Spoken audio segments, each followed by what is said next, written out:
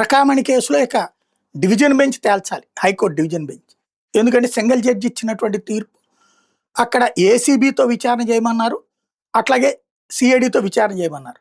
అసలు ఎవరు ఇది ఏది దొంగతనానికి సంబంధించి $900 అది $9 అన్నటువంటి జగన్ అన్నాడు అన్నదే వీళ్ళు ట్రోల్ చేస్తుంది. $900 $900 నోట్లు అతను చోరీ చేసింది.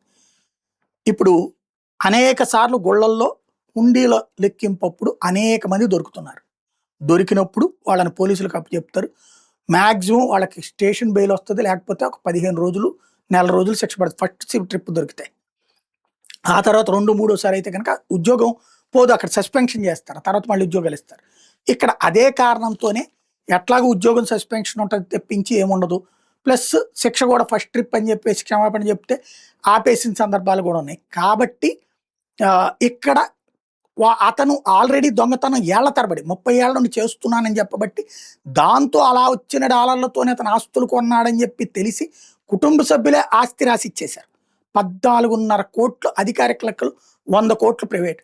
అందులో వైసీపీ నాయకుడు ఎవడన్నా రాయించుకున్నా, టీటీడీ బోర్డు మెంబర్ రాయించుకున్నా, పోలీసులు రాయించుకున్నా, లేకపోతే కనుక ఇతర టీటీడీ సిబ్బంది రాయించుకున్నా ఖచ్చితంగా క్రిమినల్స్, వాళ్ళని బొక్కలో దొయ్యాలి. అలాంటిది ఉండుంటే ఈ పాటికి పుంకాను కథనాలు వచ్చాయి.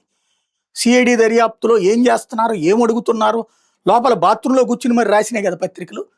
మరి అట్లాంటిది ఏమీ రాయలే. ఇదిగో ఇక్కడ స్థలం ఇట్లా తీసుకున్నారు, ఇప్పుడు నివేదికలు ఇచ్చేశారు.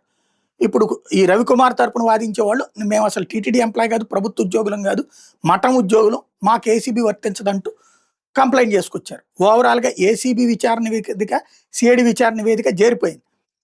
ఆ రిజిస్ట్రీ ఆ కాపీలు సదరు న్యాయమూర్తులకు ఇచ్చేశారు. వాళ్ళు తేల్చాలి. ఇది లోక్ అదాలత్లో తేలినటువంటిది 14.5 కోట్ల ఆస్తులు రిజిస్ట్రేషన్, 50 లక్షల రూపాయలు ఒక మాజీ న్యాయమూర్తిగా డబ్బులు పెట్టుకుని మరి రిజిస్ట్రేషన్ చేశారు. ఆయన స్వామివారికి సొమ్ములు చేసి పెట్టాను అనుకున్నాడు, అట్లాగే ఈ అధికారులు స్వామివారికి మంచి చేశాము అనుకున్నారు. అది కరెక్ట్ కాదు అంటున్నారు వీళ్ళు. ఇప్పుడు ఏది రైట్ అన్నది తేల్చాల్సింది కోర్టు.